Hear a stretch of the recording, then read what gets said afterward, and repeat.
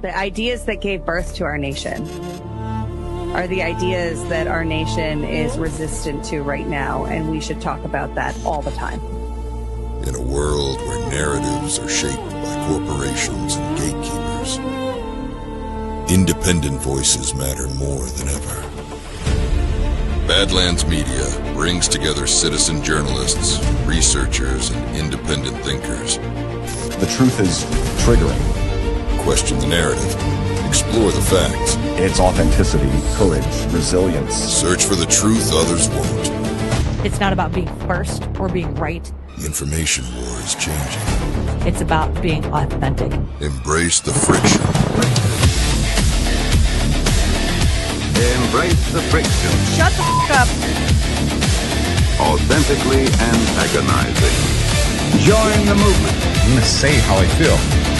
Follow Badlands Media. This is about the future. The Badlands. What are the Badlands? Explain those Badlands. That's a hell of a name.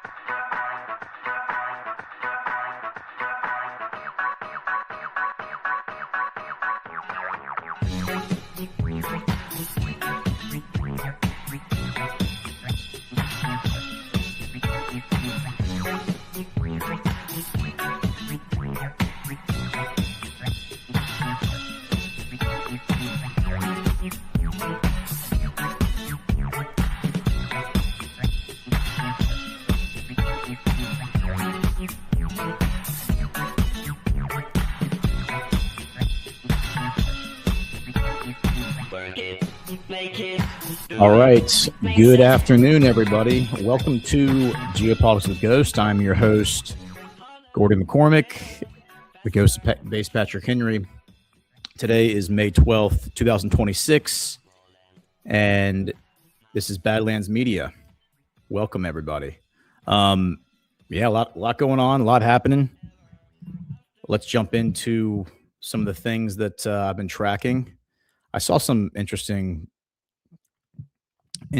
clips as I was getting ready for the show that I think might be worth starting off with and just playing. Here's one of them,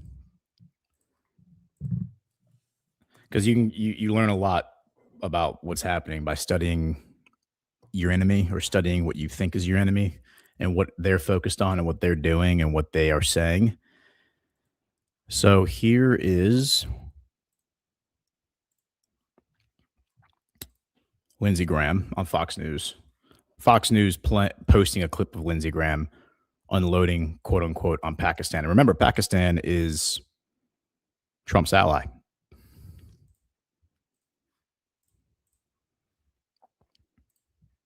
Are you aware of reports that Pakistan are allowing their bases to be used to park Iranian aircraft, General King? Sure, I've seen one report on that. Well, is it accurate? Sure, I think based on the variety of classification matters. Let me just say, do you agree if it is accurate, that is sort of inconsistent with it being a peace mediator? Sure, I wouldn't want to comment on that based on the ongoing negotiations and Pakistan's role. Secretary Hexton, if the mediator is allowing reconnaissance aircraft of Iran to be parked in Pakistani air bases, do you think that's consistent with being a fair mediator? I wouldn't want to get in the middle of these negotiations. Yeah. I want Well, I maximum do. efficacy I for want our to get in the people. middle of these negotiations. I don't trust Pakistan as far as I can throw them.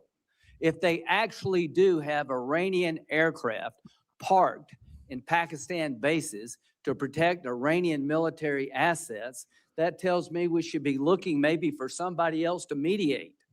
No wonder this damn thing is going nowhere. Yeah, so Lindsey Graham's upset. Lindsey Graham is very, very, very mad. He's shaking his tiny fists in anger. But this really tells you, I mean, when you study the communications of the people who you understand, or you think you understand their incentive structure, right? I mean, Lindsey Graham wants a wider war with Iran. He doesn't want peace. He wants a war with Iran, right? And so if he's upset because he thinks that we're not getting that war, if he's upset because he thinks that our quote unquote allies, as we're calling them, I consider them our allies, he doesn't consider them our allies, are helping the enemy, right? Which in his mind is Iran, he's going to come out and do this. So here is from Arab News. Arab News is kind of, as far as I understand it, the closest thing you're going to get to like Saudi state news, state media. Pakistan rejects media report claiming it shielded Iranian aircraft from U.S. strikes. CBS News report claimed this week Islamabad allowed Iranian military aircraft to park at its airfields. Pakistan said speculation appeared aimed at undermining ongoing regional peace efforts. Pakistan's Foreign Office spokesperson on Tuesday rejected a CBS report claiming Islamabad had quietly allowed Iranian military aircraft to park at its airfields to potentially shield them from American airstrikes, saying the speculation appeared aimed at undermining ongoing regional peace efforts. I would agree with that. CBS News published an exclusive news report on Monday, citing two unnamed U.S. officials who said that days after U.S. President Donald Trump announced a ceasefire with Iran in April, Tehran sent multiple aircraft to Pakistan's new Nur-Khan Air Base in Rawalpindi. Man, it's a heck of a name, isn't it? Rawalpindi. It said that among the military hardware sent by Tehran was an Iranian Air Force RC-130, a reconnaissance and intelligence gathering variant of the Lockheed C-130 Hercules tactical transport aircraft. Quote, Pakistan categorically rejects the CBS News report regarding the presence of Iranian aircraft at Nur-Khan Air Base as misleading and sensationalized, the Foreign Office spokesperson said in a statement. Such speculative narratives appear aimed at undermining ongoing efforts at regional stability and peace. Let's open up this statement. So this is from their Foreign Office on X, the Ministry of Foreign Affairs in Pakistan, dated from today, published about 13 hours ago, because they're, 8 or 9 hours ahead of us. Says Pakistan categorically rejects the CBS News report regarding the presence of Iranian aircraft at Nur-Khan Air Base as misleading and sensationalized. Such speculative narratives appear aimed at undermining ongoing efforts for regional stability and peace. Following the ceasefire and during the initial round of the Islamabad talks, a number of aircraft from Iran and the United States arrived in Pakistan to facilitate the movement of diplomatic personnel, security teams, and administrative staff associated with the the talks process. Some aircraft and support personnel remained temporarily in Pakistan in anticipation of subsequent rounds of engagement. Although formal negotiations have not yet resumed, senior-level diplomatic exchanges have continued. In this context, visits by the Iranian foreign minister to Islamabad were facilitated through the existing logistical and administrative arrangements. The Iranian aircraft currently parked in Pakistan arrived during the ceasefire period and bear no linkage whatsoever to any military contingency or preservation arrangement. Assertions suggesting otherwise are speculative, misleading, and entirely detached from the factual context. Pakistan has consistently acted as an impartial, constructive, and responsible facilitator in support of dialogue and de-escalation. In line with this role, Pakistan has extended routine logistical and administrative support where required, while maintaining full transparency and regular communication with all relevant parties. Pakistan remains committed to supporting all sincere efforts aimed at promoting dialogue, reducing tensions, and advancing regional and global peace, stability, and security. So real quick, let's just pull this up.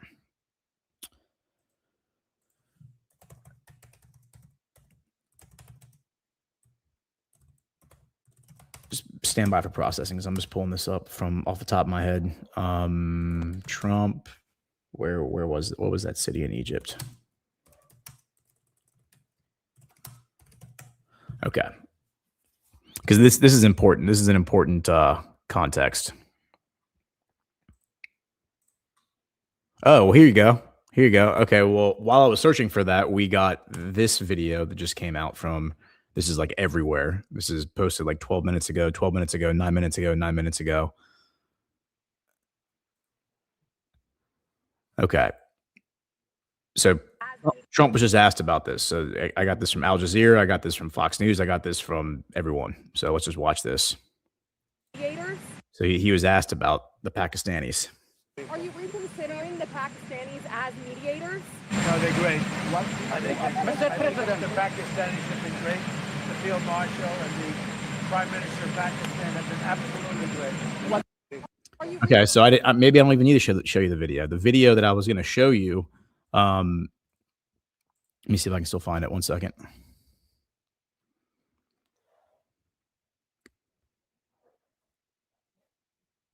Okay, so here's Trump. This is like during a gaggle, him going to get on I assume Marine One.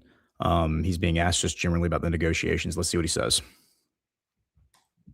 Whoops, I need to share the screen. There we go. All right, let me see if I can make it a little bigger. All right, there we go. Well, we're going to see what happens. We're only making a good deal. We have their military is gone. It's wiped out. And we're only going to make a good deal. And we'll see what happens. But I believe that one way or the other, it's going to be very good for the American people. And I think actually very good for the Iranian people. Are you reconsidering the Pakistanis as mediators? No, they're great. What? I think they're great. I think the Pakistanis have been great. The field marshal and the prime minister of Pakistan have been absolutely great. At what point are you done negotiating with Iran? Well, okay, yeah. So the question was, at what point are you done negotiating with Iran? And yeah. So here is from a week ago. This is from Shehbaz Sharif, Pakistani Prime Minister. He says, I am grateful to President Trump for his courageous leadership and timely announcement regarding the pause in Project Freedom in the Strait of Hormuz. President Trump's gracious response to the requests made by Pakistan and other brotherly countries, particularly the Kingdom of Saudi Arabia, and my dear brother, Crown Prince and Prime Minister of Saudi Arabia, His Royal Highness Prince Mohammed bin Salman, will go a long way towards achieving or advancing regional peace, stability, and reconciliation during this sensitive period. And so,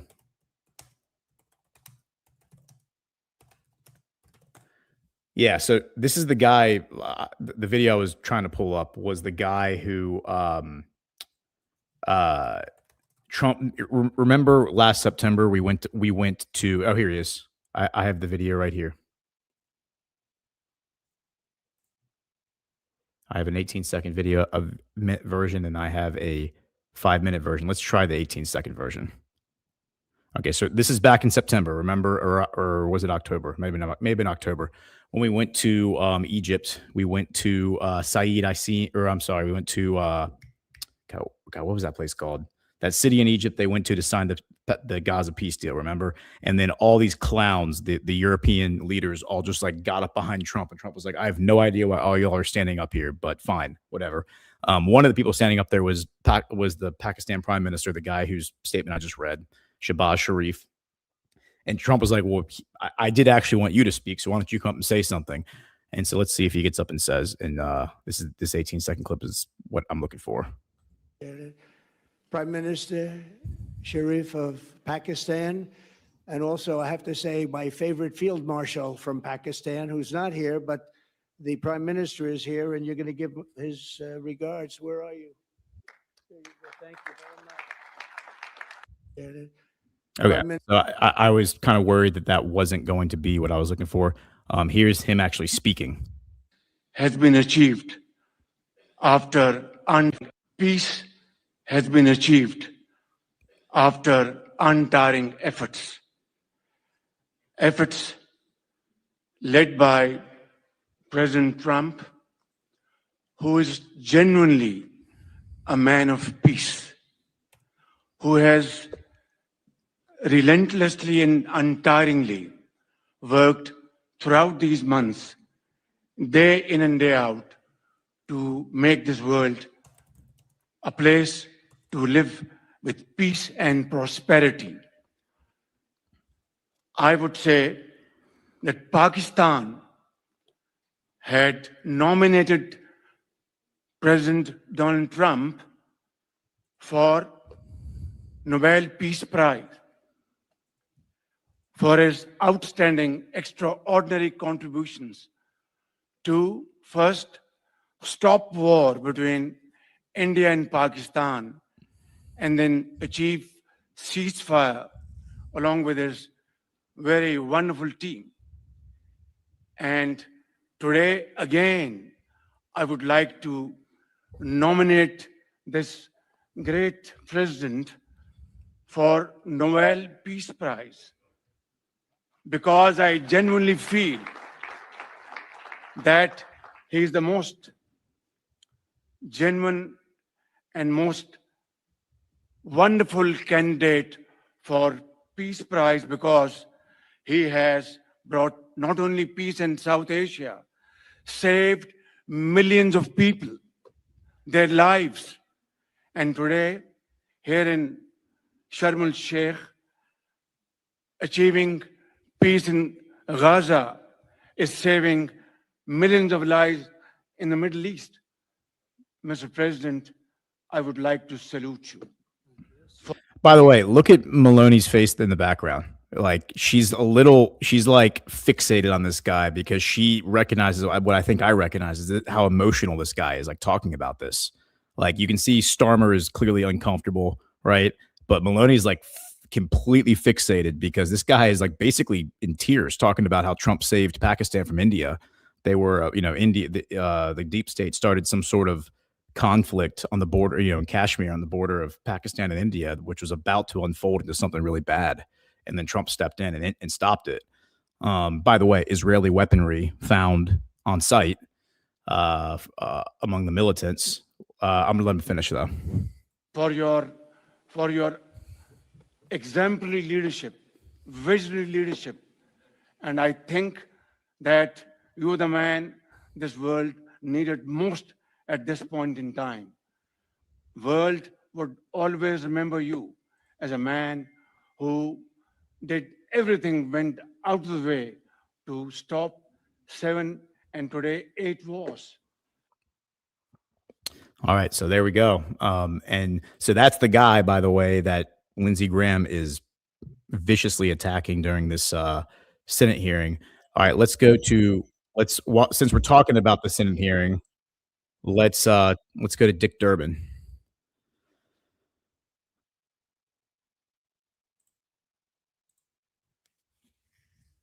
Explain to the American people why, with the vast investment we've made in national defense and military, how Iran, after they've been attacked by us, is still capable of stopping the traffic in the Straits of Hormuz? Well, sure, it's a complex situation out there with a lot of different small boats that are out there and other capabilities. Some of this is on the commercial traffickers. Some of this is on, again, back to the main problem, and that's Iran holding the global economy hostage through the Straits. I would encourage them to think wisely about their next moves and to take the opportunity to open the Straits. They have that choice to make. They certainly do. I guess the question in my mind is, as we talk about trillion-dollar-plus budgets for our military, it appears that a very small budget is holding us hostage in the Straits of Hormuz. Yield, Mr. Chair. Okay, so just having like tracked these developments, like if I let's just go to the X account of the Foreign Ministry of Pakistan and just look at, because they will post, like Saudi Arabia, they will post like every single thing they're doing, right? So this is from 2 hours ago, a phone call between Wang Yi and the Deputy Prime Minister and Foreign Minister of Pakistan, Ishaq Dar. Same guy, Ishaq Dar, speaking to, who is this? This is the Foreign Minister of Austria. Then he has a meeting with Jean Arnault. I think that guy's from the UN. Here is Faisal bin Farhan, Saudi Arabian foreign minister. Here is the Iranian diplomats meeting with him. The EU, speaking to the EU, again, speaking on the phone with Arakchi, the Iranian foreign minister. And I've only gone back, that's just going back over the past 5 days. So these guys are like, been in constant contact. China, Russia, Pakistan, Saudi Arabia, Iran. They've all been in constant contact with each other. Arakchi just went to China, right? Trump is going to China, what, in 2 days, a day or two? He's going to China. I think the 14th is when he meets with Xi. So here's a weekly press briefing. This is from May 7th. Let's listen to this. This is from. Thank you very much, Ambassador Draghi. This guy going to speak in English. Let's find out. I mean, pardon if this question is already asked because I'm a bit late. So I have 2 questions on Iran conflict. The first question is that there are reports that the 2 sides are closing in on a deal. Like, I mean, how close the 2 sides could be? Anything Pakistan would want to share as a mediator. And Iran is supposed to respond to a US proposal today, and that proposal should be coming through Pakistan. Any update on that?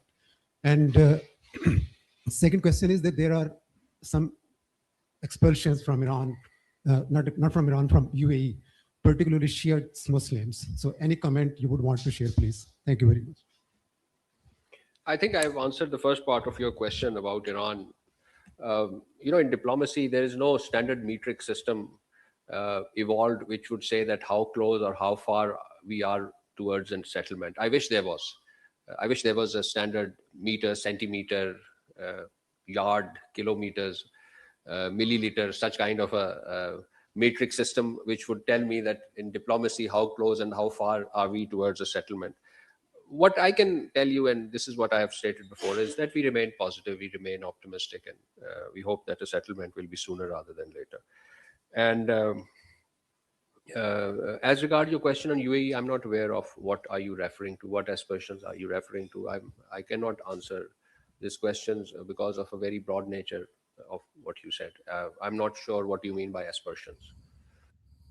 Okay, so I'm realizing that these clips of Trump that we're watching is him departing for China. So I guess he's starting his trip to China today. They're supposed to meet on the 14th. China's like what, 12 hours ahead of us, 14 hours ahead of us. So it's probably already the 13th there. So they'll meet, I guess, tomorrow. Here is some clips. These were just posted in the past 30 minutes. Here's some clips of Trump answering specific questions related to this situation. So let's see. Let's go with this one. There's like the whole clip is 18 minutes, but we don't want to watch the full clip, so we'll just watch this one about Xi. And then there's one more that I want to watch. What is your message to President Xi as it relates to the Iran war? Well, I think number one, we're going to have a long talk about it. I think he's been relatively good, to be honest with you. You look at the blockade, no problems.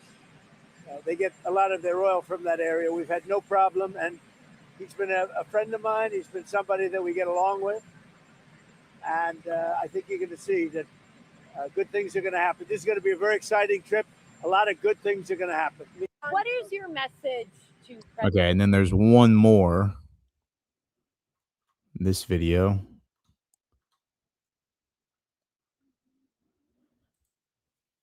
This is asked again about Xi, I think at a different moment, if I'm not mistaken. Let's listen in. He can help and contribute to a deal with Iran. He could. I mean, it might be.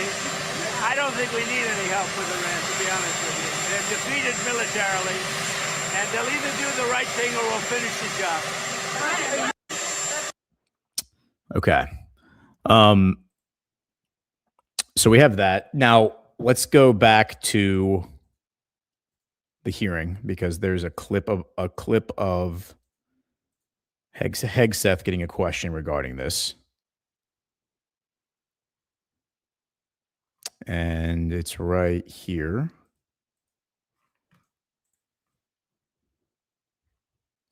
So I'm looking at the Fox News feed, which I never do, but based on what I just said about wanting to understand what the enemy's thinking, right?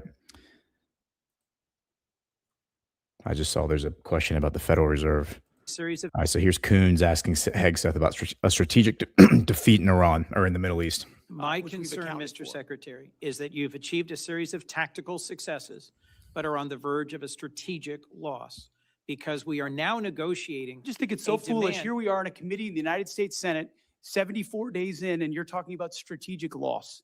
We have the ability to 74 defeat a days in. 47-year threat of a pursuit of a nuclear weapon. We have more leverage than we've ever had. We've had incredible battlefield successes, and you're talking about a strategic loss? Mr. cloaked in Secretary. disingenuous questions. Mr. This Secretary. is how you Mr. undercut Secretary. efforts that could otherwise and are otherwise I am being not very your effective. enemy, sir. I am not your adversary. I share your goal of preventing Iran from ever having a usable nuclear weapon. My which we've concern, accounted Mr. for. Secretary, is that you've achieved a series of tactical successes, but are on the verge of a strategic loss because we are now negotiating. I just think it's so foolish. Here we are in a committee in the Okay, United so yeah, States it's, Senate. it's replaying. That's interesting. So that cues up the first article that I wanted to look at very nicely. Thank you, Coons. And that's this. So this is from The Atlantic. The title is Checkmate in Iran. The Atlantic is like as globalist as it gets, right? I mean, this is like hearing straight. This is the paper for the elites by the elites. This is by Robert Kagan, the husband of Victoria Nuland. It says, Checkmate in Iran, Washington can't reverse or control the consequences of losing this war. So this was published 2 days ago. It says it's hard to think of a time when the United States suffered a total defeat in a conflict, a setback so decisive that the strategic loss could be neither repaired nor ignored. The calamitous losses suffered at Pearl Harbor, the Philippines, and throughout the Western Pacific in the first months of World War II were eventually reversed. The defeats in Vietnam and Afghanistan were costly, but did not do lasting damage to America's overall position in the world because they were far from the main theaters of global competition. The initial failure, that's a nice way of saying what the hell were we doing there in the first place?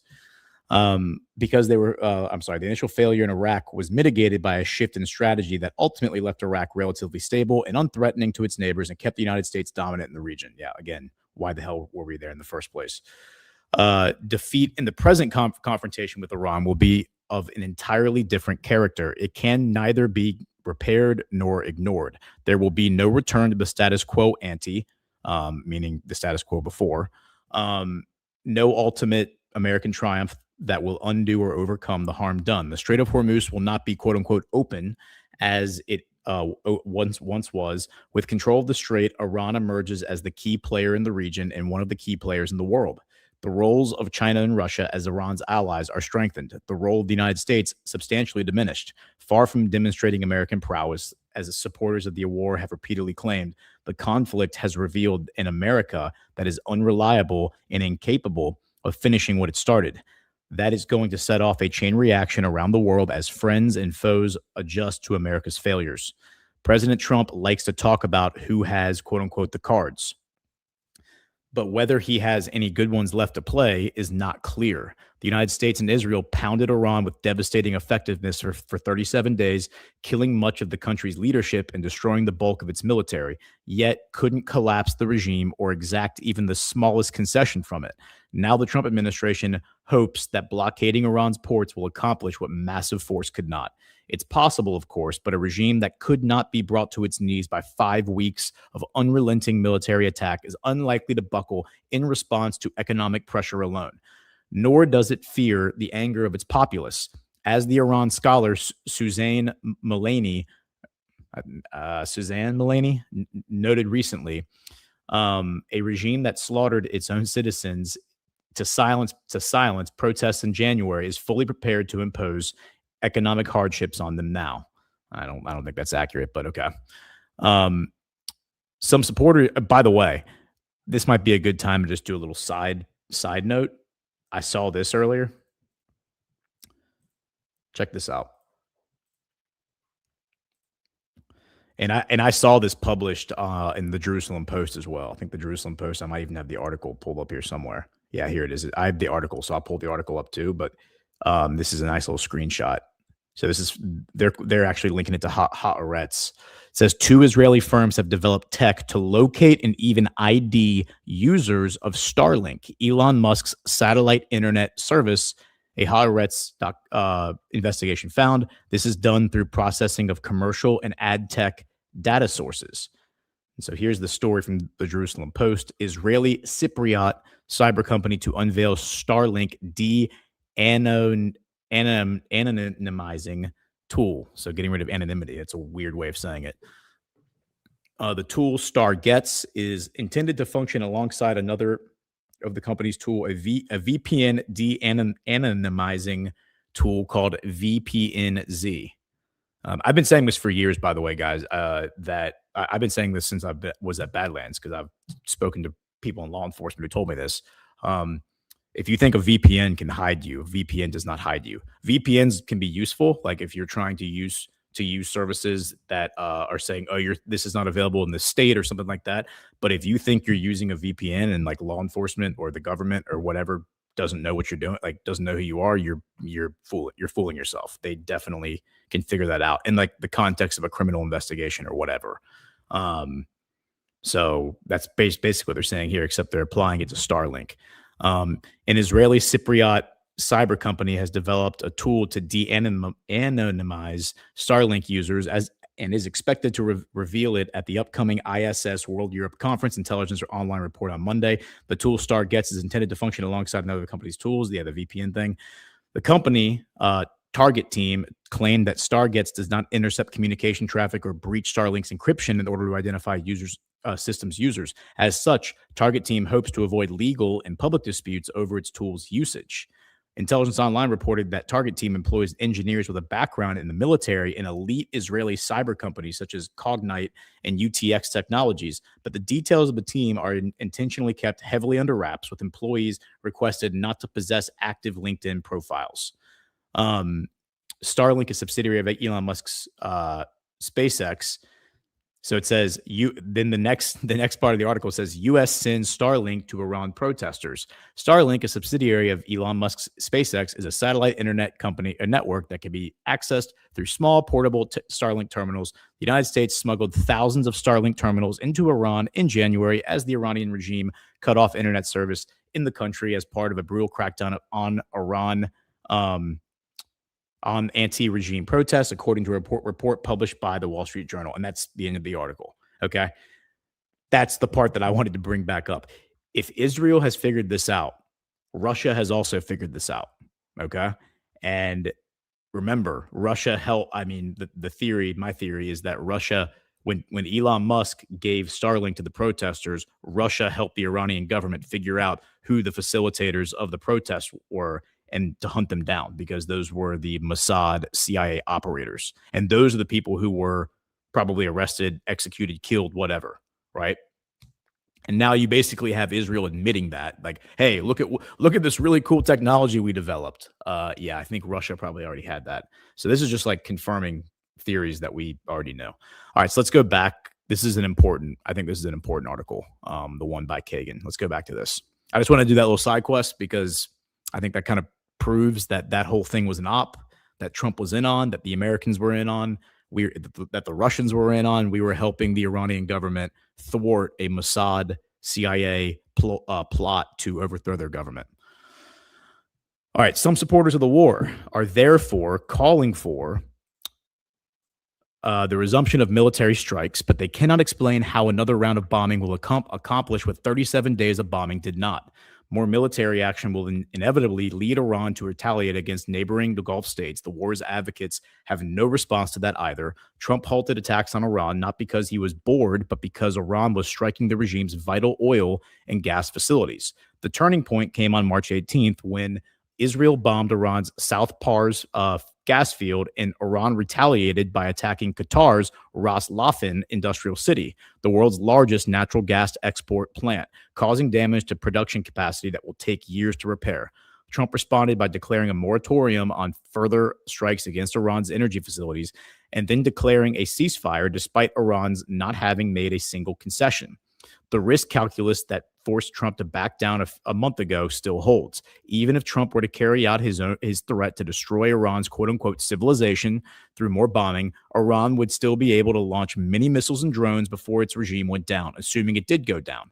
Just a few successful strikes could cripple the regime's oil and gas infrastructure for years, if not decades, throwing the world and the United States into a prolonged economic crisis. Even if Trump wanted to bomb Iran as part of an exit strategy, looking tough as a way of masking his retreat, he can't do that without risking this catastrophe. If this isn't checkmate, it's close. In recent days, Trump has reportedly asked the U.S. intelligence community to assess the consequences of simply declaring victory and walking away. You can't blame him. Hoping for regime collapse is not much of a strategy, especially when the regime has already survived repeated military and economic pummeling. It could fall tomorrow or 6 months from now or not at all. Trump doesn't have that much time to wait as oil climbs towards $150 or even $200 a barrel, inflation rises, and global food and other commodity shortages kick in. He needs a faster resolution. But any resolution other than America's effective surrender holds enormous risk that Trump has not so far been willing to take. Those who glibly call on Trump to quote-unquote finish the job rarely acknowledge the costs.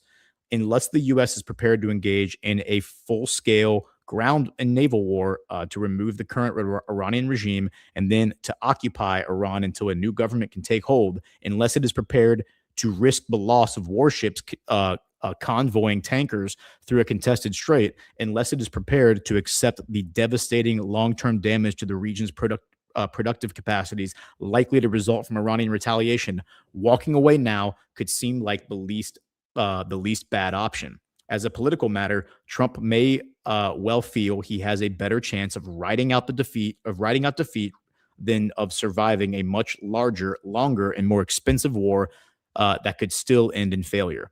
Defeat for the United States, therefore, is not only possible but likely. Here is what defeat looks like. Iran remains in control. By the way, I agree. I generally agree with what Kagan just laid out. I mean, like if we're going to accept the surface level optics of what's happening and believe that Trump is actually in a contest with the Iranian regime and they're the real target of this whole thing, you know, and while also acknowledging it's very possible that we are firing missiles into Iran and there is damage being taken by both sides, you know, what's being damaged and what the reason for damaging those facilities is, you know, well, we can speculate on that and maybe find out one day. But generally speaking, I think Kagan just laid out a pretty fair assessment of the conditions. Okay, so now he's going to lay out what defeat looks like, if you want to call it that. Or maybe this was always the intention. Iran remains in control of the Strait of Hormuz. The common assumption that one way or another the strait will reopen when the crisis ends is unfounded. Iran has no interest in returning to the status quo ante. People talk of a split between hardliners and moderates in Tehran, but even moderates must understand that Iran cannot afford to let the strait go, no matter how good a deal it thought it could get. For one thing, how reliable is any deal with Trump? He all but boasted of replicating the Japanese surprise attack on Pearl Harbor by approving the killing of Iran's leadership amid negotiations. The Iranians cannot be sure that Trump won't decide to attack again within a few months of striking a deal. They also know that the Israelis may attack again, as they never feel constrained from acting when they perceive their interest to be threatened.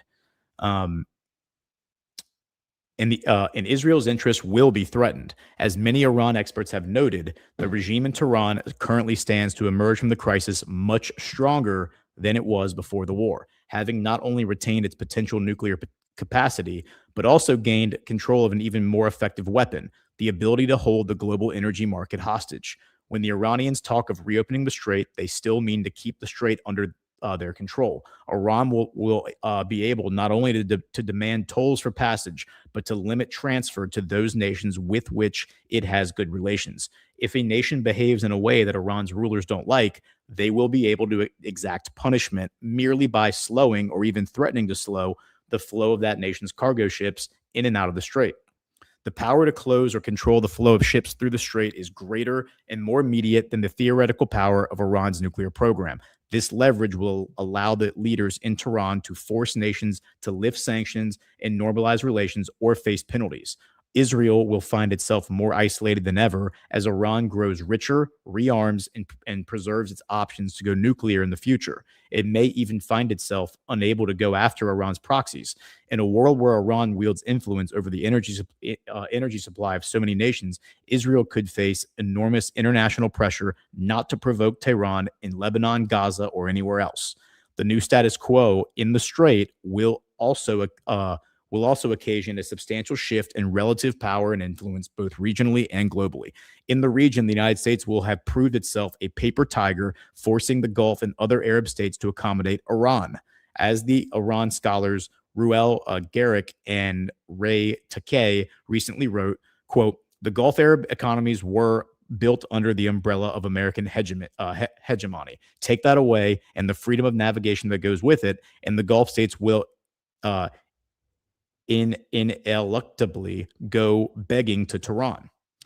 They will not be the only ones. All nations that depend on energy from the Gulf will have to work out their own arrangements with Iran. What choice will they have? If the United States, with its mighty navy, can't or won't open the strait, no coalition of forces with just a fraction of the Americans' capability will be able to either. The Anglo-French initiative to police the strait after a ceasefire is a bit of a joke. French President Emmanuel Macron has made it clear that this coalition will operate only under peaceful conditions in the strait. It will escort ships, but only if they don't need an escort. Yet with Iran in control, the strait is not going to be safe again for a long time. China presumably has some influence over Tehran, but even China cannot force open the strait by itself. One effect of this transformation may be an expanding great power naval race. In the past, most of the world's nations, including China, counted on the United States to both prevent and address such emergencies.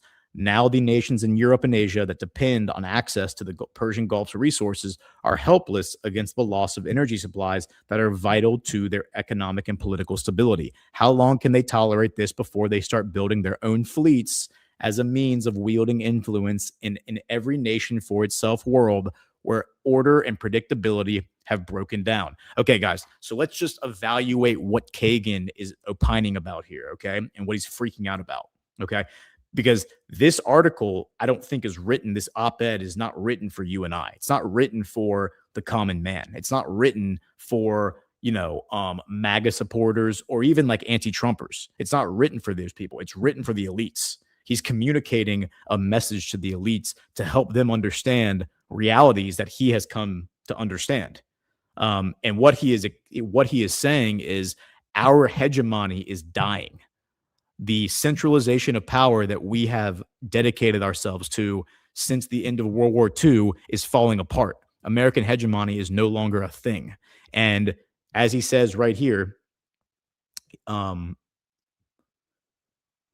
long can these other countries tolerate what's happening right now before they start building their own fleets as a means of wielding influence in an every nation for itself world where order and predictability have broken down? When he says order and predictability, really what he means is just top-down tyranny, where the hegemony, which is, the globalists, can just impose themselves on any country they want at any time for any reason.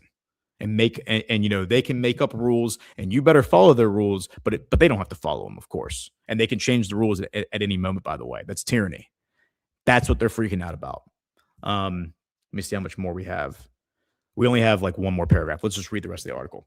The American defeat in the Gulf will have broader global ramifications as well. The whole world can see that just a few weeks of war with a second-ranked power have reduced American weapon stocks to perilously low levels with no quick remedy in sight. The questions this raises about America's readiness for another major conflict may or may not prompt Xi Jinping to launch an attack on Taiwan or Vladimir Putin to step up his aggression against Europe. But at the very least, America's allies in East Asia and Europe must wonder about American staying power in the event of future conflicts. The global adjustment to a post-American world is accelerating. America's once dominant position in the Gulf is just the first of many casualties. I want to read those last two sentences again. The global adjustment to a post-American world is accelerating. America's once dominant position in the Gulf is just the first of many casualties. So if we look at this through the lens of a globalist, right? the lens of Robert Kagan, the lens of Victoria Nuland, the lens of Klaus Schwab, fill in the blank, Lindsey Graham. When they say America, what they really mean is the globalist hegemony, which has a number of tentacles. It's an octopus with many tentacles, right? One of the tentacles is the financial tentacle, right? Which is London, city of London, New York, right? The stock market. Another tentacle, of course, is the military. And when they say military, what they mean is NATO, primarily. I mean, NATO, but primarily America. So they're talking about America. They're not talking about us, the common man. They're talking about the American military industrial complex that they wield like a weapon against any troublesome nation that doesn't comply with the rules-based international order. Okay. So when he says the world is adjusting to a post-globalist world, and that process is accelerating, I mean, that's us winning. That is the populist movement winning the war. Okay. So let's see. From there, I think the next place to go is going to be another op-ed, and I apologize, but these are just two really, really good. There's just a lot of signal here. There's a lot of signal. They're not really bullshitting you when they put this stuff out. And that would be, where did that go? This one. So I mentioned this on, and I don't think we'll read the whole thing. It's not that long. Maybe we'll read the whole thing. Yeah, we will. This is from Prince Turki al-Faisal. This was published 3 days ago from Arab News. This is another op-ed. And again, I'm gonna explain to you who this guy is. Turki al-Faisal, Prince Turki al-Faisal, is the son of King Faisal. King Faisal was the third king of Saudi Arabia. You'll recall. So you have MBS, this picture right here. That's the current crown prince. His grandfather is the one who founded Saudi Arabia in 1934 when he merged the two kingdoms, the kingdom of Saudi Arabia and the kingdom of Hijaz along the coast of the Red Sea, which for 700 years was controlled by the Hashemites. So he merged the Hashemite kingdom with the Saudi kingdom and created the kingdom of Saudi, the third state of Saudi Arabia, the kingdom of Saudi Arabia, modern kingdom. He dies in 1953, and then his son, who was his son? His name escapes me, but his firstborn son becomes the king, and he is king until 1963. So for about 10 years, or 1964, 11 years. And he's not a good king. He's kind of incompetent. He's not very good at it. He doesn't have the charisma of his father. He doesn't have the natural acumen of his father. And so his brothers all come to him and say, dude, you got to step down. You suck at this. You're no good. And he advocates. He said, okay, I'm done. And so he advocates. And then they elevate the crown prince, who was Faisal. Faisal was far more competent than his brother. At 13 years old, he was leading grown men into battle on horseback. He spent most of his life living in a tent, like living outdoors. He's like a true Bedouin, right? He always said he was more comfortable sleeping in a tent than he was sleeping in a palace. There's a lot of elements about him that I think resonate with like the American spirit, so to speak, right? Of like rugged individualism. That guy Faisal met in secret with JFK in 1961. And JFK gave him a bunch of advice and said, here are 10 things that you should do. Here are a bunch of things that you should do to make Saudi Arabia great. But really what you need to do, the spirit of it all, is you need to take all that money that y'all are making off of oil and you need to invest it in your people, build up a real economy, invest in healthcare, like give them all free healthcare, invest in infrastructure, give them electricity because nobody there has electricity except for the royal fam, like the royals, right?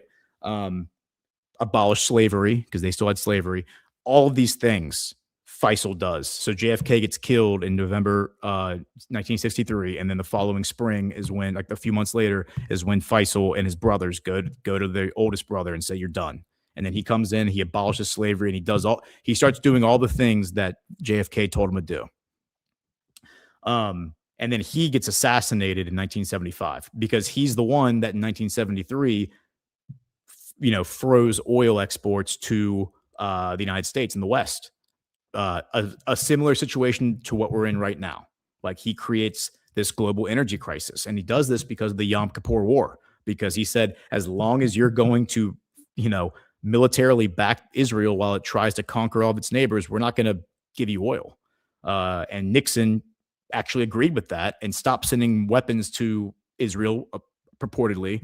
And then Israel threatened to use a nuke, and that's when Nixon said, "Okay, we got to start sending weapons again." So now, Turki, the son, he goes into intelligence. He's part of Saudi intelligence for, I think, 22 years. He resigns from that a week before 9/11. My speculation, I obviously can't know this, but my speculation is he caught wind of what was about to happen and he wanted nothing to do with it. I speculate, but I think that's what happened. And then largely he's kind of out of the picture. He's not real. I mean, he's around, but he's not like, in the center running things. He reemerges periodically, but he really reemerges when MBS comes into power in 2017. And he serves as an advisor to MBS. And he's kind of in the background all the time with MBS. And then October 7th happens, 2023. The Saudis go totally silent for like 5 weeks. MBS summons the entire Muslim world to Riyadh. He tells everyone to sit down, shut up, don't do anything, and be at peace. He's like, let me handle this situation. Like, we can't have anybody breaking ranks because Israel is trying to start a like World War III right now. We can't give them what they want. And then when he does break his silence, the Crown Prince, to address the world for the first time following October 7th, he doesn't do it himself. He sends Turki out to do it. And Turki comes out in front of a podium and gives a speech about what Saudi Arabia wants and what Saudi Arabia is doing and what basically needs to happen next in order to resolve the situation. And he lays out very clearly that we need a two-state solution. We need Israel to recognize the state of Palestine. And we need Hamas, obviously, to stop operating in Gaza and to stop engaging in militancy against Israel, right? So anyway, Turki, by the way, has also been going publicly on television for the past couple of years and just speaking truth, just saying the thing out loud that needs to be said, that then later becomes very apparent, right, to everybody else. So this guy is important, and this guy, I think, knows what's going on. And I also think that if there are white hats in Saudi Arabia, and I think there are, I think he's one of them. So anyway, I hope that makes sense. Let's read this. He says, so the title is, "This is how Crown Prince Mohammed bin Salman succeeded." Since the U.S.-Israeli war on Iran erupted on February 28th, discordant voices in our region and in Western media have grown louder, questioning Saudi Arabia's position on a conflict the kingdom had initially worked hard to prevent and then made intensive efforts to stop and resolve diplomatically. It did so without noise, theatrics, grandstanding, or bluster, seeking instead to pull the region out of this bloody conflict. This has been the hallmark of the kingdom's leadership since the late King Abdulaziz, that's the grandfather, founded the state. The leadership has long embraced the principle that actions matter more than words. While the flies of social media buzzed and shouted, the kingdom was measured, patient, and active. While the cheerleaders beat their drums, the kingdom managed affairs carefully and weighed its options. The evidence is before us. When Iran and others tried to drag the kingdom into the furnace of destruction, our leadership chose to endure the pains caused by a neighbor in order to protect the lives and property of its citizens. Had the kingdom wanted, and it is capable of doing so, to respond in kind to Iran by destroying Iranian facilities and interests, the outcome could have been the destruction of Saudi oil facilities and desalination plants along the Arabian Gulf Coast and even deep inside the kingdom. Had the Israeli plan to ignite war between us and Iran succeeded, remember, that's what this whole thing was about. It was about getting the Arabs to fight the Persians. The region would have been plunged into ruin and destruction. Thousands of our sons and daughters would have been lost in a battle in which we had no stake. Israel would have succeeded in imposing its will on the region and remained the only actor in our surroundings. Through the wisdom and foresight of Crown Prince Mohammed bin Salman, the kingdom avoided the horrors of war and its devastating repercussions. Indeed, together with Pakistan, it is now extinguishing the fire of fighting. helping prevent escalation and giving advocates of peace hope that they can feel reassured about the lives of their loved ones and the safety of their interests. As for the advocates of war, they continue in their arrogance and cowing, perhaps unaware that the rug has been pulled from under their feet. I love that he uses he said rug pull. He said rug pull. You got to love that. The Crown Prince did not allow Iran to divide the brotherly Gulf states. He supported and stood in solidarity with all Gulf leaders and placed the kingdom's trade and financing routes through its roads, airports, and ports at the service of them and their peoples. He also affirmed to all that their security is the kingdom's security and that the kingdom will support every step they take to preserve their security and stability. The kingdom has always remained true to its pact with its brothers. This is how affairs are managed, and this is how foresight works. With Allah's blessing, our caravan moves forward. Let the dogs bark at the top of their voices, and let our enemies bite their fingers in rage. As the late Prince Bandir bin Abdul Mohsen said, and if the envious speak of you, we never paid heed to the noise of their envy.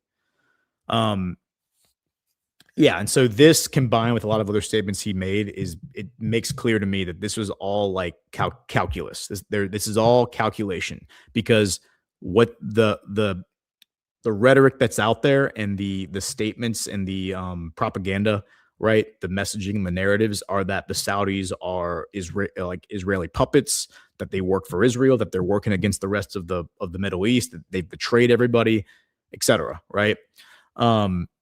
And that's just not true. I think they're part of a bigger plan that is being enacted right now. So, and here's the signal that I think I'm right about that. We'll see. Let me pull this up.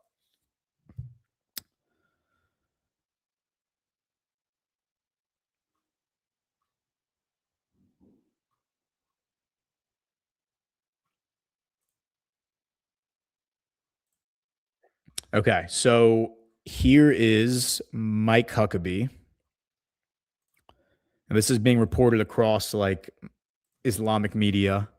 I mean, it's being reported everywhere, but the Islamic media is the first one to kind of come out and make a big deal out of this.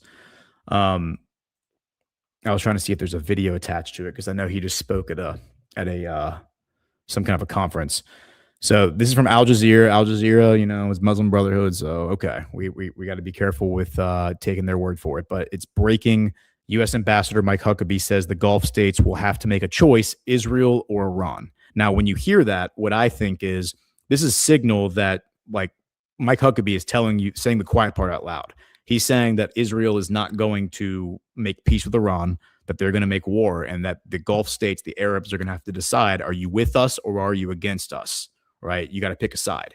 When Iran clearly has a military that could level all the Arab states, like they have a military that could very easily impose a lot of damage on the life of these desert kingdoms, which rely on desalination plants, which require energy in order to keep their people hydrated and not die of thirst in, one of the largest deserts in the world, the Arabian Desert.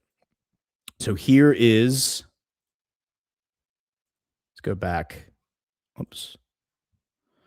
Here is. That's not what I was looking for. It was. So here's Huckabee at a conference. I assume this is from like yesterday, maybe even today. And so he's talking about. Yeah, this is from yesterday. And here, this is from RT. Israel, he's talking about Israel sending weapons to the UAE. Can I say a word of appreciation, deep appreciation and admiration for the United Arab Emirates? I think that the UAE is an example. They were the first Abraham Accord member. But look at the benefits that they have had as a result. Israel just sent them Iron Dome batteries and personnel to help operate them. How come? Because there's an extraordinary relationship between the UAE and Israel based on the Abraham Accords. The Emiratis have an education system that is the gold standard of how to change a culture. On October the 7th, they were flying 17 flights a day between the Emirates and Israel, and the next day, on the 8th, they were flying 17 flights. They continued to do that. When every other airline, including all the US airlines, stopped flying into Israel, and all the Europeans stopped flying into Israel, the one nation whose planes continued to fly regularly in and out of Israel were the Emiratis. Yeah, so again, there is some weird relationship going on with the Emiratis and the Israelis, and what remains to be seen what that looks like and what happens. As I said on Badlands Daily this morning, I think that whatever conflict actually exists between Saudi Arabia and the UAE, I think it's about helping the good twin flush out the bad twin and get rid of them. Because as Faisal has said in that, or not Faisal, Turki, al-Faisal said in that op-ed, the Saudis have remained loyal to the good people in their neighborhood. I also just saw this. This is interesting. Here is a response to the op-ed that we just read. This person acknowledging the significance of this guy's op-ed. Turki al-Faisal's op-ed, when the former head of Saudi intelligence documents a de-escalation channel that bypassed the United States entirely, and Washington says nothing but silence is the answer. Yeah, and so basically they're just talking about what happened with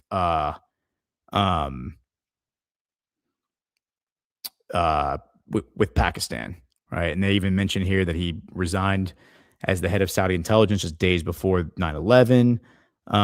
Yeah, so this is in it. We're not going to read through this, but this, there are people who are taking note of what that means. Okay, so now this is interesting. This was just posted by Barack Ravid. And I can't help but look at this, since this is somebody that I've talked about so many times.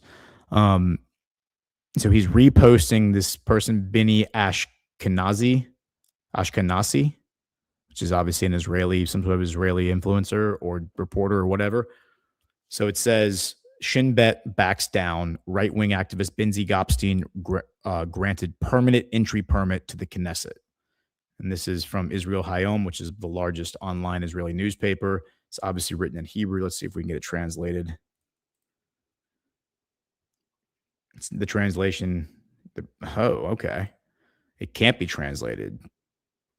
Let's see if we can translate it to Spanish.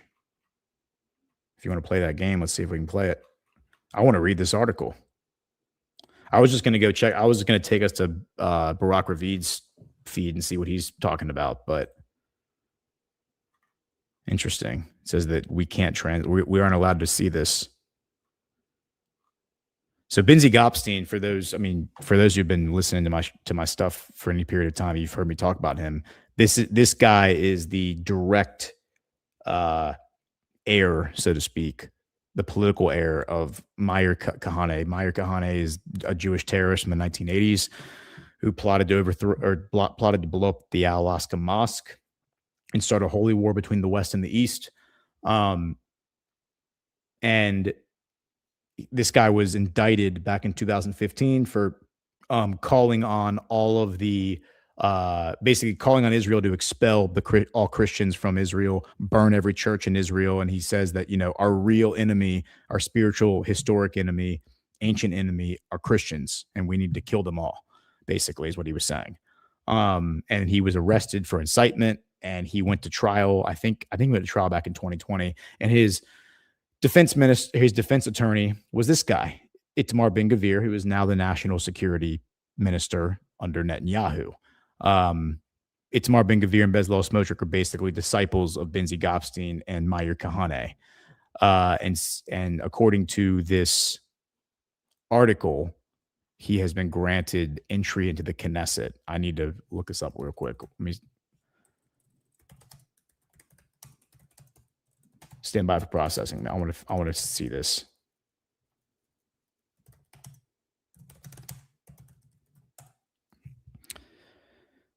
Someone else has to have written about this and written about it on a website that we can actually translate.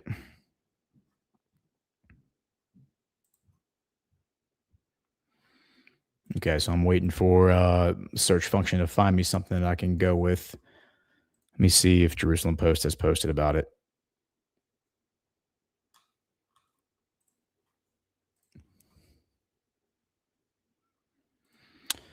Okay, so look, this is where I think the subversion comes in, because I think this morning, if I'm not mistaken, I'm pretty sure Brian brought up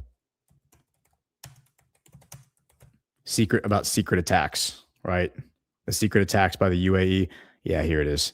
Okay, so this is from a few days ago. When was this posted? Well, I think it was posted this morning, but I definitely saw people talking about it like on Sunday.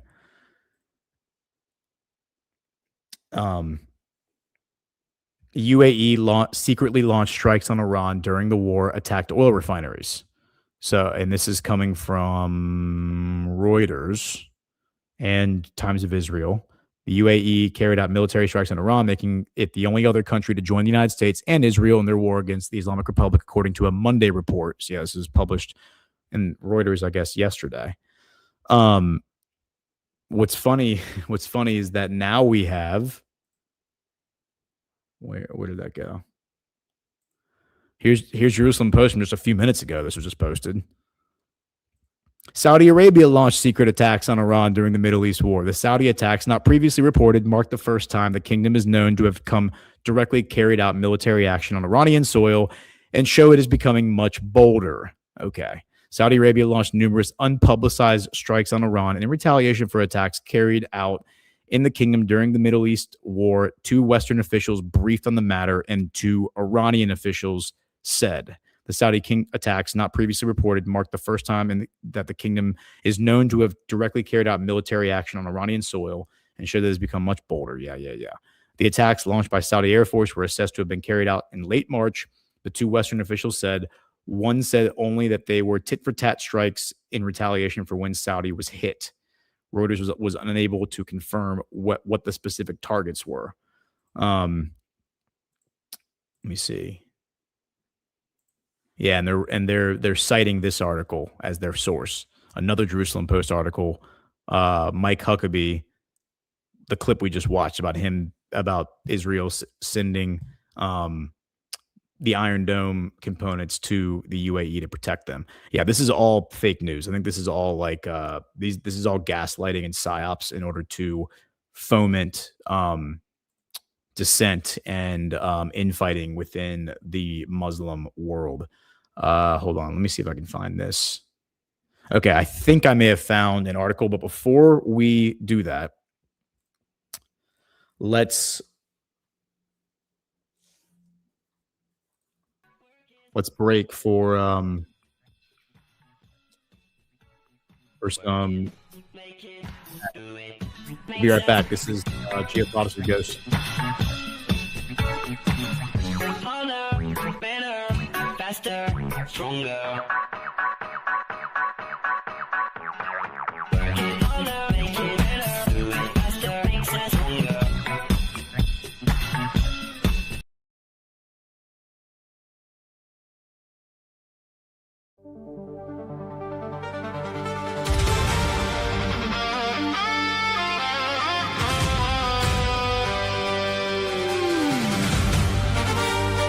Today we remember those who gave everything. And memory is never still. This Memorial Day! One hero, one mission! To deliver softness to America!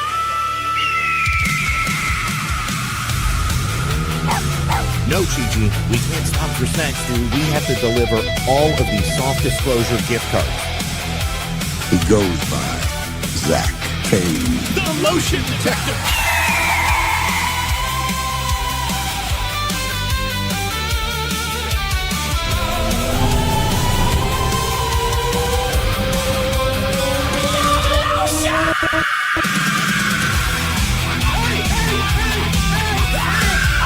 Hey, stop fighting over the beard brush.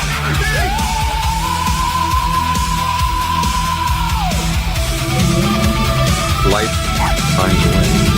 Hydrate your elbows!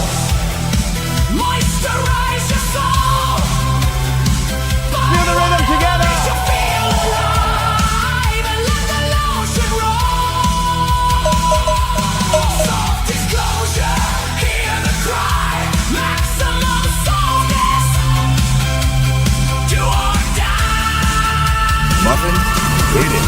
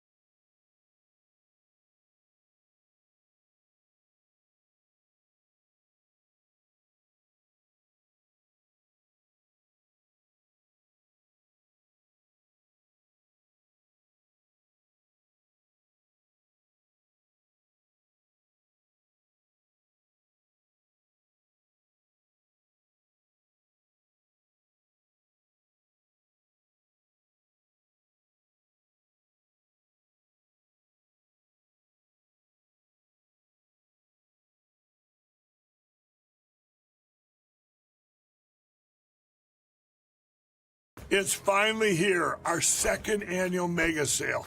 This sale only comes around once a year, so take advantage of the best offers ever while you can. For example, save 50% on our Giza Dream bed sheets, as low as $29.98. And for the first time ever on TV, MyPillow mattresses and MyPillow mattress toppers, as low as $99.98. And you save 50% on our Lux Pure 6-piece towel sets, regular $69.98. Now only $39.98. And our best-selling standard MyPillows, regular $49.98, on sale for $17.98. Wait on it, mega sale, only $14.98. So go to MyPillow.com or call the number on your screen. Use this promo code to take advantage of our second annual mega sale. But wait, there's more. To make the mega sale even more special, when you order right now, your order's going to ship absolutely free. What up, Badlanders? Are you ready to rock something new in 2026? Well, as always, we got you covered with the Rise Badlands Native Collection. Built from the rich tones and rugged terrain of the Dakotas, equal parts beautiful and brutal. Old roots, new vibe. Whether you got gators in your backyard or you have to take a bush plane to the post office, Badlanders are worldwide. Different dirt, same tribe. Speaking of different dirt, the ghost of Base Patrick Henry designed a plan for the border wall that he actually sent to the White House. It's friggin' hilarious. Now you can get it on a shirt, hoodie, and more.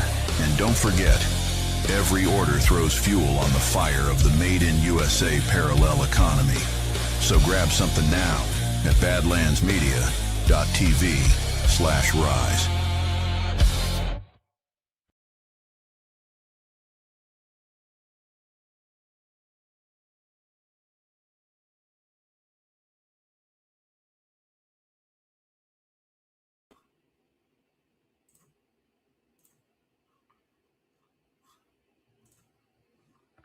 Badlanders, you are all familiar with Loaded Gun Coffee, and they have been longtime supporters of Badlands, and you may have met them in person at GART. But did you know they are a veteran-run, family-owned shop in Lake Havasu, Arizona? Every bag of their whole bean coffee delivers a high-octane, patriotic punch of flavor with a long family history of commitment to freedom. Every bag is a testament of pride and honor, from the skilled farmers who cultivate each blend to their roasters that handpick the finest coffee beans from around the world. Loaded Gun Coffee has mastered their unique brewing methods, resulting in the best tasting coffee around. This coffee is smooth and delicious, the perfect way to start your mornings. Head over to badlandsmedia.tv/loaded and use promo code Badlands to get 10% off your order. If you are in the Lake Havasu area, stop in their newly renovated store to say hi. That is badlandsmedia.tv/loaded, promo code Badlands. Stay loaded with Loaded Gun Coffee.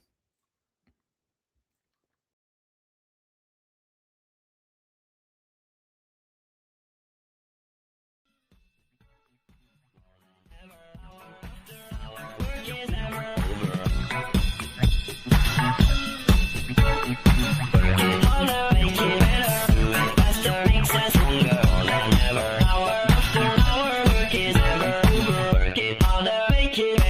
All right, welcome back.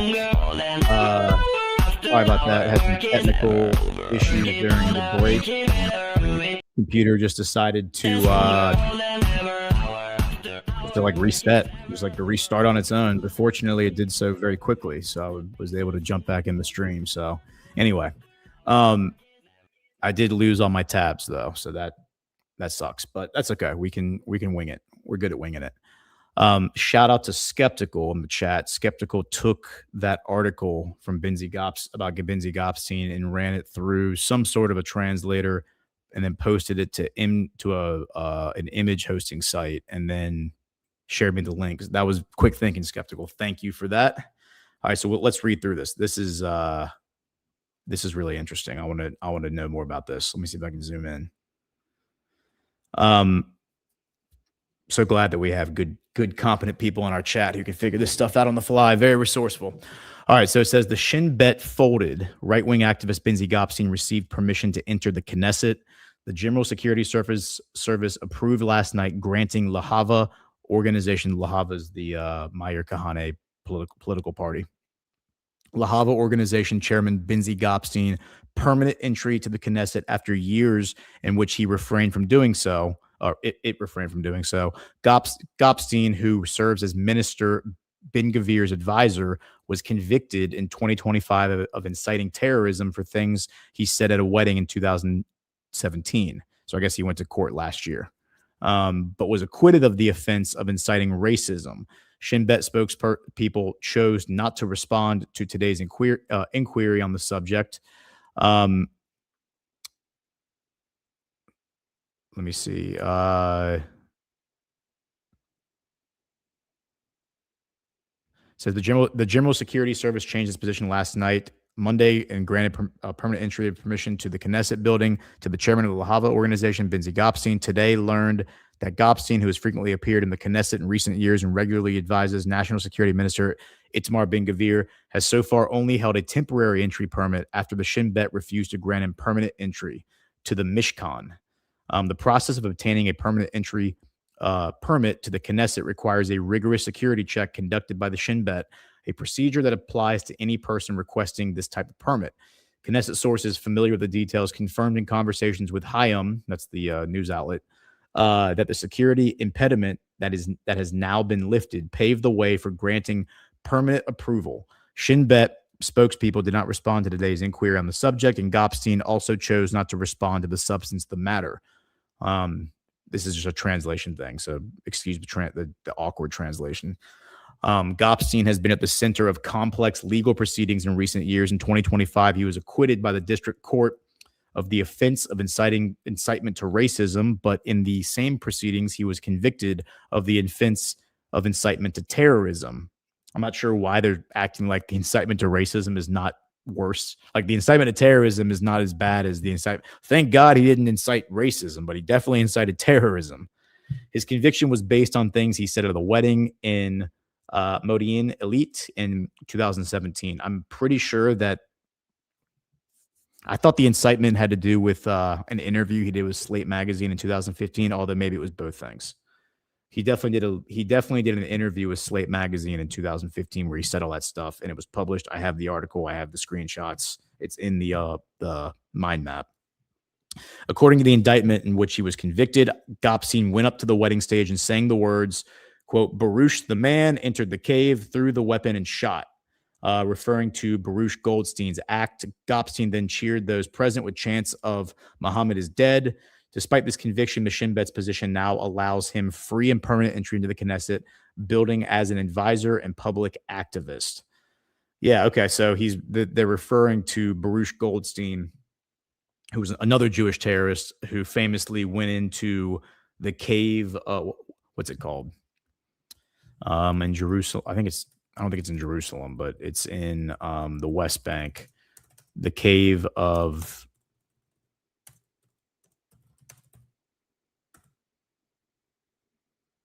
the Patriarchs. He went into the Cave of the Patriarchs, which is it's like a building. It looks like this. They call it the Cave of the Patriarchs. I think it's built around an actual cave, if I'm not mistaken. also known as the Sanctuary of Abraham. So he went in there with automatic weapons and shot up a bunch of people. I think he killed like 16 people, something like that. And then was thrown in prison. And or actually, I think he was killed, if I'm not mistaken. He may have been killed in that exchange. But anyway, Itamar Ben-Gvir famously keeps a portrait of this guy in his living room above his fireplace. He has a very high opinion of him. But he's literally a Jewish terrorist, even more so than Meir Kahane, who as far as I know, never went and shot up any public spaces. Okay, so anyway, that is fascinating. Thank you. Shout out to Skeptical for being quick on your feet with that. Okay, so as we talked about this morning on Badlands Daily, we didn't really get a chance to get too deep into it, but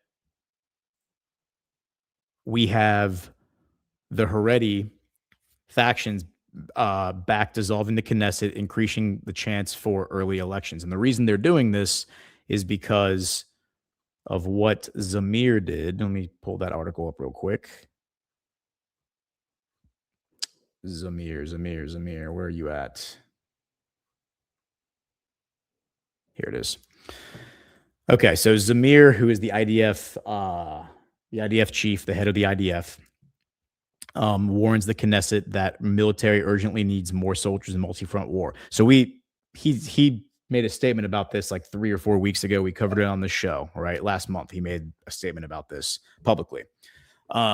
But this time he went into the Knesset and he said, and he basically laid out like a list of, I guess you could call them demands, but basically a list of here's what we need from y'all, the Knesset, in order to prevent the military from collapsing. He said that they need to enable the enlistment of military-age or ultra-Orthodox men. The Yeshiva understanding is that there's like 80,000 of these guys who would be immediately available for military service. And then also he said that they need to extend the mandatory service from 30 to 36 months and amend some of the reservist laws.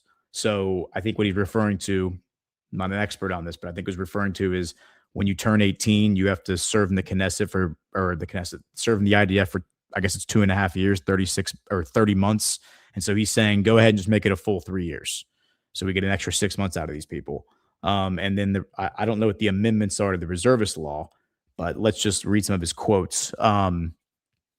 So Lieutenant General Eyal Zamir asserted to the Knesset Foreign Affairs and Defense Committee in a closed-door session on Sunday that the military needs more soldiers immediately amid ongoing multi-front fighting. Hebrew media reported, quote, I am not dealing with political or legislative processes. I am dealing with multi-front warfare and defeating the enemy, Zamir reportedly told lawmakers after appearing before the committee following pressure from its chairman, Boaz Bismuth.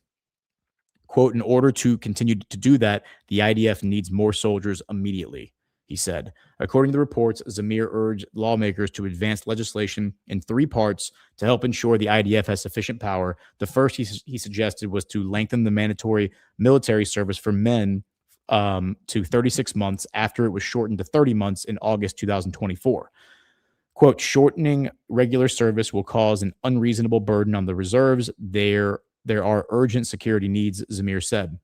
In January 2027, the first cohort enlisted under this shorter service will be relieved, further exacerbating manpower issues unless the existing law is changed. He then suggested the law on military reserves be amended to allow the Army to enlist reservists for longer periods according to operational needs. The third part focused on legislation regulating the increase in the number of conscriptions to the IDF, emphasizing ultra-Orthodox recruitment. During the committee meeting, Zamir refused to answer a question from MK, member of the Knesset, Zavi Sukut from the religious Zionism party on his position regarding the Haredi conscription law promoted by the coalition. The proposal currently being considered in the Foreign Affairs and Defense Committee states that its goal is to, quote, regulate the status of full-time yeshiva students while recognizing the importance of Torah study. But in practice, it would continue to grant military exemptions to full-time yeshiva students while ostensibly increasing conscription among those no longer studying. It also removes various provisions from a previous draft intended to ensure that those registered for yeshiva study are actually studying, and cancels all sanctions on draft evaders when they turn 26. Some 80,000 ultra-Orthodox men aged between 18 and 24 are currently believed to be eligible for military service, but have not enlisted. The IDF has said it urgently needs 12,000 recruits, mostly combat troops, due to the strain on standing and reserve forces caused by the multi-front war of recent years. This also isn't the first time Zamir has warned the government about the IDF's manpower shortage. In March, he reportedly warned the security cabinet that the IDF is going to collapse in on itself if more soldiers aren't recruited. Quote, right now, the IDF needs a conscription law, a reserve duty law, and a law to extend mandatory service. He is quoted as saying, before long, the IDF will not be prepared for its routine missions and the reserve system will not last. On Wednesday, it was reported that Prime Minister Benjamin Netanyahu had recently requested that ultra-Orthodox lawmakers agree to put off coalition legislation exempting yeshiva students from military service until after the 2026 election, according to the Behadre, Haredim news site. That's, I guess, an ultra-Orthodox news site. Netanyahu told senior ultra-Orthodox lawmakers in a private meeting that his coalition does not have a majority to push the controversial bill through. He also argued that the timing wasn't right for bringing the bill back into the agenda, giving the multi-front security tensions. And so what he's referring to, the bill is referring to, is basically these ultra-Orthodox legislators, these lawmakers, are worried about their kids being drafted into the IDF. And so they preemptively wanted to create their own draft law that would codify the exemption, which has never been codified. It's just been something that's been practiced in Israel for whatever, 80 years, 78 years, however long Israel's been around. But what Netanyahu's telling him is he's like, we don't have the votes in the Knesset to pass this thing. And my advice is let's just hold off on doing this until after the election in October. So with all of that, we have this. Haredi factions back dissolving the Knesset, increased chance for early elections. The Deagle HaTorah spiritual chief says it has lost trust in the prime minister over a failure to pass army exemption bill. The move would need support of the Shas to succeed. Opposition hopes to begin process on Wednesday.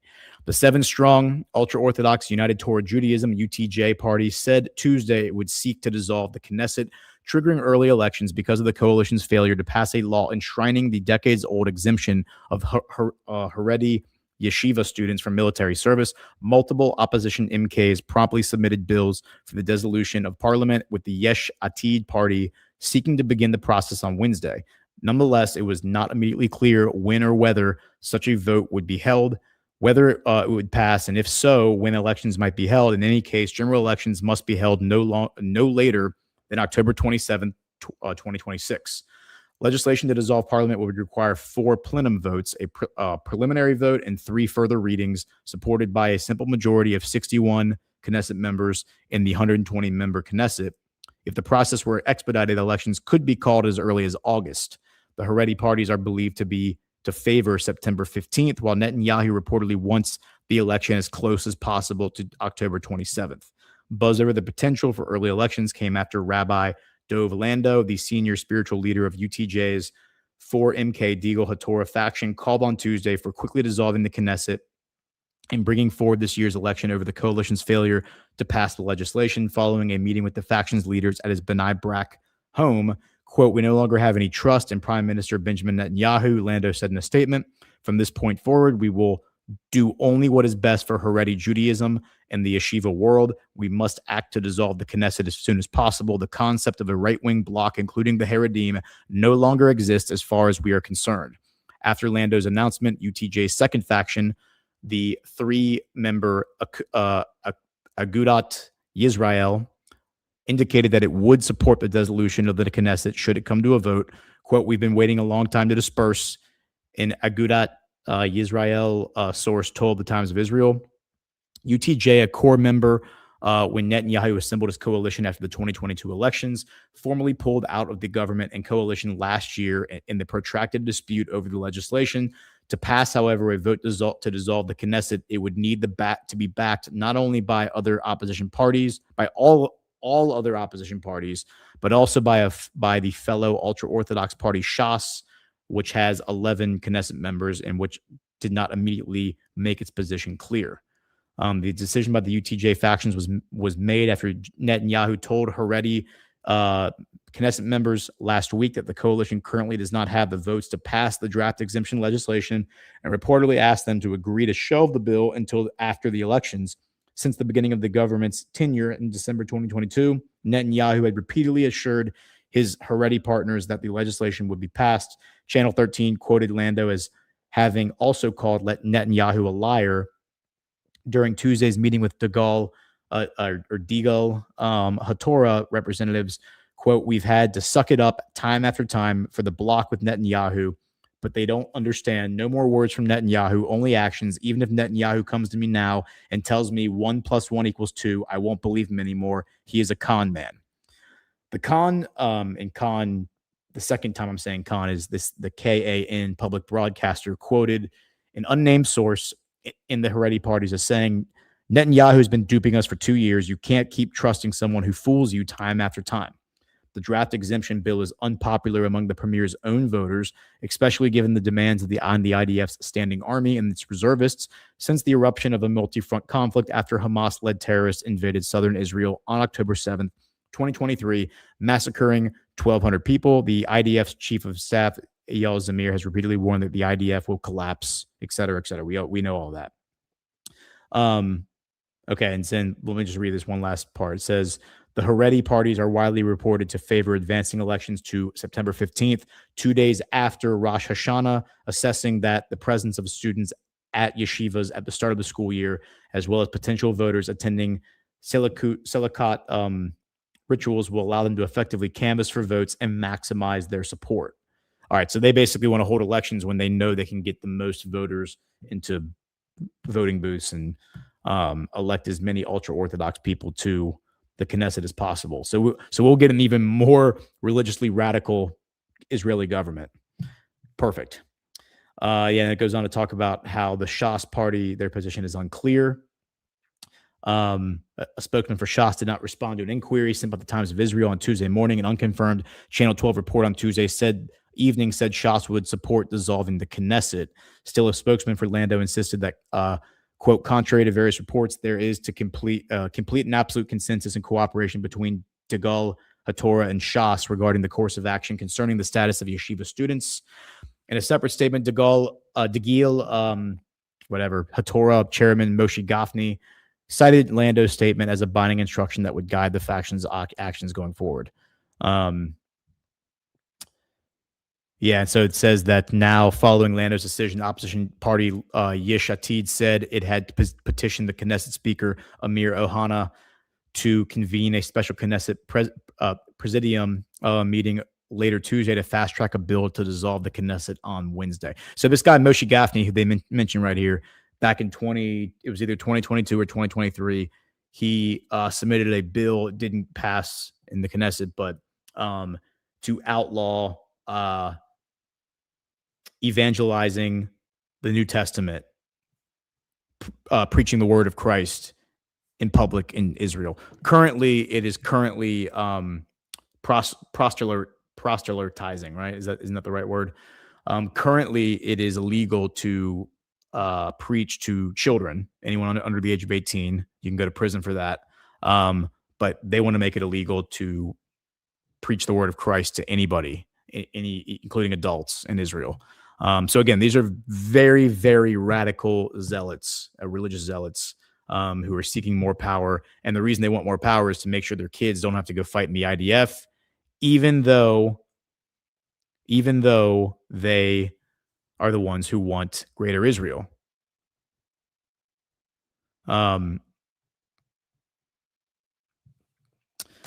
Okay, so we got about 10 minutes left before I need to get my kids. So let's do this. Let's go to the Substack and look at this video. So Netanyahu went on 60 Minutes on Sunday night. We talked about that on Badlands Daily. I mean, to me personally, there wasn't really like that much. Like I listened to the whole thing. There wasn't really that much like new breaking, like groundbreaking stuff that he said. Kagan mentioned that he said that he wants to fast track getting Israel off of financial aid and military aid from the U.S. That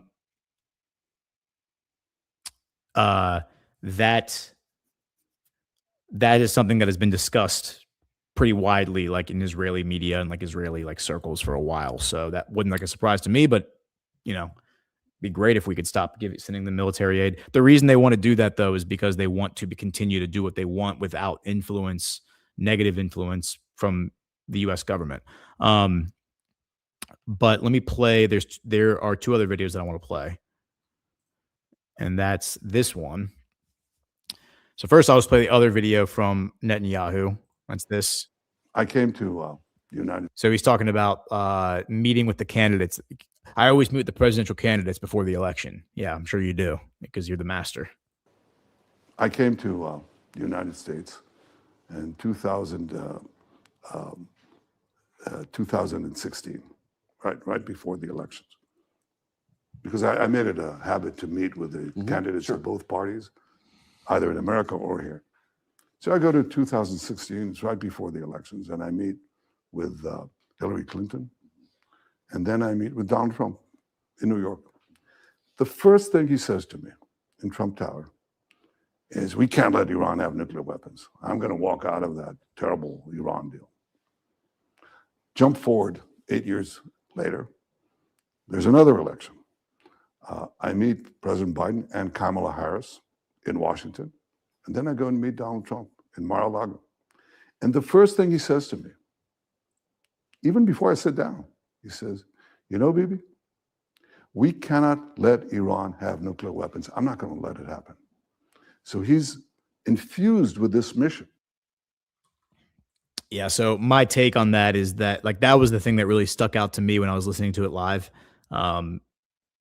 Like, the second that this guy walked into the meeting with Trump prior to both the 2016 and the 2024 election, before he even sat down, Trump was like, we can't let Iran have a nuclear weapon.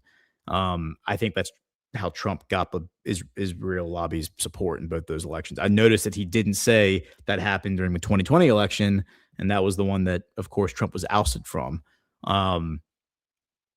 Ousted meaning that it was stolen from him by the Biden administration, and Netanyahu was the one who consummated the coup by calling Biden.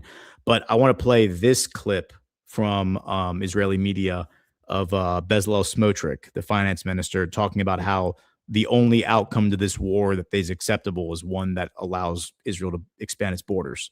So it's in Hebrew, so I'm going to have to read Yeah, so I'm going to have to read the subtitles. I'm going to silence it so it's easier to hear me. So he says, no, I don't know, and I still have sharp arguments with him. Right. I still think that this war must end with a change in the borders of the state of Israel, both in the West Bank and in Lebanon and in Syria, of course, in Judea and Samaria. By the way, the security lesson that was given on October 11th is that, I think he means October 7th, this may be a translation thing, is that we cannot allow such restrictions to be a meter from the border. Bin Netanyahu doesn't think like you. This is a picture. Bin Netanyahu means son of Netanyahu. And he's referring to Bibi. This is a picture. The fact that he is not doing it right now, and I, with 7 seats, am trying to hide as much as I can in this war. I have a very large influence on the war, relatively speaking. I am but if I am prime minister, if it were up to me, we would have given up. We would have given up long ago. If it were up to me, we would have given up long ago. I think what he means is if it was up to me, the people who've posted this, who are translating it, are saying if it were up to me, we would have redrawn the map a long time ago. Yes, I think he is good. I think he's referring to Netanyahu. I think that the ability to burn the price of loss and mistake against our enemies in terms of consciousness doesn't matter to us. How many of us kill them with cables?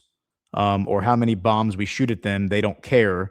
What they care about is that we will take their territory. If they say that whoever messes with us loses, and if then it will be much smaller, how much more should we do the immigration out? The translation here is such a nightmare.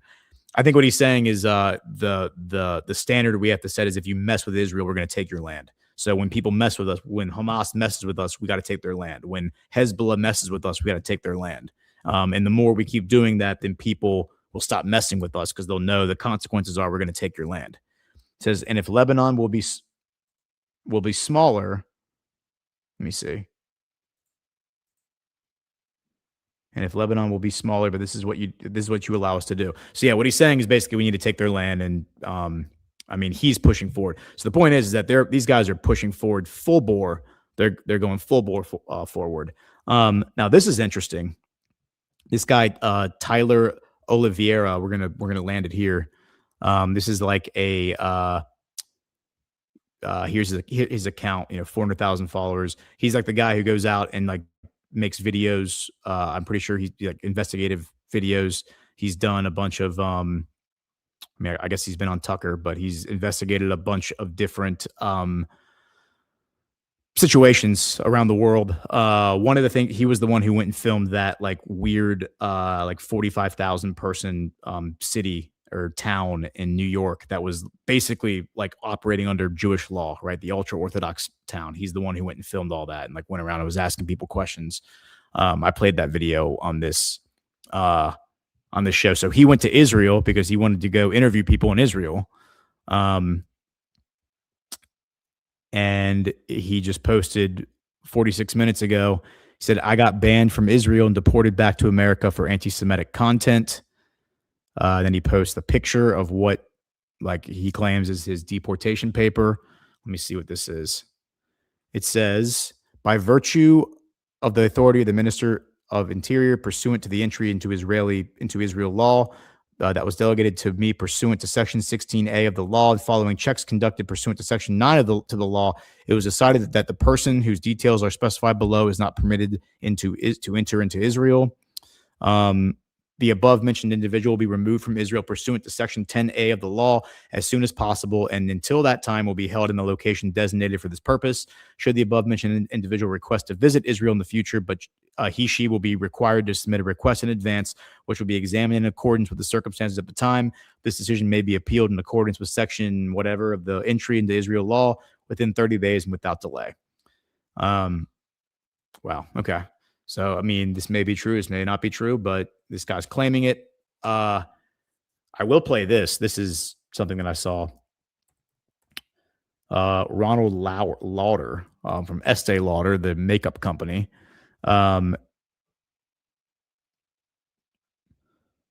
see.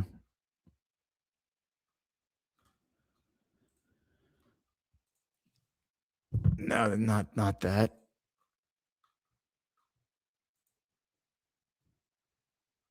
Okay, here it is. Organization, United States, together have spent upwards of $600 million fighting this avalanche. And he's obviously this is the World Jewish Congress. This guy's the president of the World Jewish Congress. He's addressing them, the governing board of anti-Semitism. I have one question: has it helped? Has all this money stopped or even slowed down the hatred against us? The answer is no. All the efforts from TV commercials to full-page ads in newspapers, conferences, all the attempts to tell the world the facts have accomplished very little. That's because anti-Semites already have access to all the facts, and they're not interested in the facts or truth. They have their own psychotic narrative that blames Jews for everything under the sun. The Gaza war, the Jews started it. The high cost of gas, the Jews. COVID, developed in a Jewish laboratory. Global warming, it's the Jews. You are wasting your breath to reason with them. You cannot educate an anti-Semite. Case in point, since the Gaza war ended, the demonstrations haven't gone away. they've only grown more violent. Only now they moved from anti-Israel and pro-Hamas marches to targeting Jews, going to synagogues, kosher restaurants, or just walking down the street. Yeah, so it's pretty clear based on like the rhetoric that we're hearing from Lauder, because Lauder this is not the first time he's spoken like this in public. He's advocated Since October 7th. He's advocated for hate speech laws. He's advocated for more aggressive policing, more aggressive retribution and consequences for people that he claims are anti-Semites. But really what he's saying are people who criticize the politics of Israel or the politics of the World Jewish Congress, whatever they may be. Now, you know, this would be kind of a relevant clip if these people didn't have undue influence over our government and over our society. But they do. They obviously fund the campaigns of members of both parties, the Republicans and the Democrats. And so my expectation is that my speculation is that we'll probably see a more aggressive push for hate speech laws. We'll see a more aggressive push for the codification of laws that legalize the prosecution of people who they call anti-Semites, but really are just people who criticize them, criticize Israel, criticize the policies that these people are promoting. Because it's not just Jews, of course. Here is from Europe. Let's see, where did that one go? We have a European leader. I think he's talking to the World Jewish Congress as well. Where did that one go? Let me see if I can find it.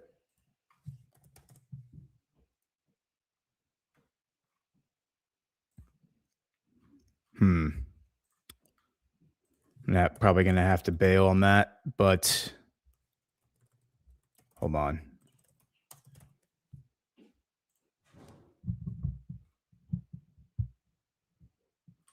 Yeah, here it is. All right, listen to this. All right, this is a 6-minute clip, so we're not going to be able to play the whole thing. But what he says is, I'm a goy and I'm a Zionist. So Matthias Döpfner, CEO of Axel Springer, a suspected CIA front, declares himself a Zionist to the World Jewish Congress, then calls for censorship of social media and the expulsion of anti-Semites from wherever legally possible. He insists all European countries open their borders to Jewish immigration in the name of diversity. Quote, Europe must become more Jewish, Döpfner says. He insists Europe, following in the footsteps of the U.S., must force the sale of TikTok due to the anti-Semitism on the platform, and then warns against wokeness being a Trojan horse for anti-Semitism and Islamicism. Quote, Greta Thunberg hardly cares about the carbon footprint anymore, but it's increasingly passionate about stoking anti-Semitic prejudice. Döpfner lays out the full Zionist agenda in the speech, which I've edited down to 6 minutes, and receives a standing ovation from the World Jewish Congress Governing Board. We all shall be Zionists, he declares, to roaring applause. So yeah, this is no different from what they did years ago with like racism, where it's like, if you're going to be racist, we're going to throw you in jail. It's the same exact thing. It's the same thing, just a different flavor. All right, we got to close it down there. Let me hit any rants we might have. We might be good there. And let me see if we have any boosts. All right, guys. So I'm going to be traveling this weekend, so we won't have a show on Friday. No Book of Trump on Monday. We'll be back next Tuesday with Geopolitics with Ghost. Share the show. Hit the thumbs up. Appreciate y'all being here. And we will see you next week. Y'all have a great week.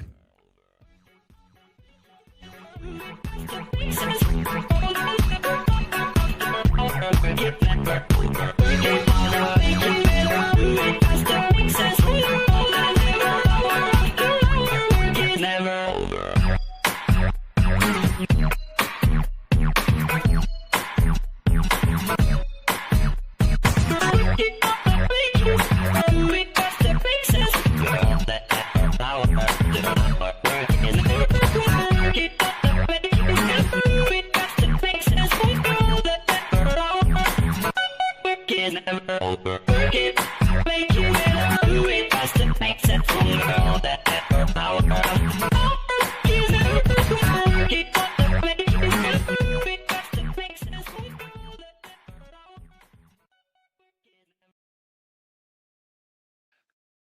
Thank you so much for joining us, and don't forget to hit the thumbs up on this video.